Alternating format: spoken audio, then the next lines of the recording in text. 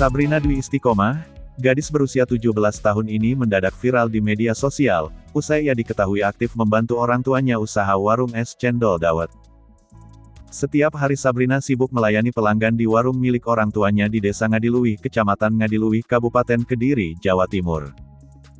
Putri kedua pasangan Faturrozi dan Istiqomah ini diketahui aktif menggunakan media sosial untuk mempromosikan dagangan milik orang tuanya.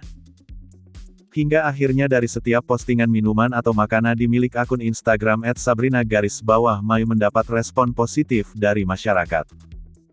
Bagi Sabrina, usaha yang dilakukan ini merupakan bentuk tanggung jawab dirinya sebagai anak untuk membantu orang tua. Yang penting bisa bantu ayah sama ibu saja. Saya promokan biar warung ramai, dan orang tahu kalau di sini ada warung makan dan es cendol, tandasnya.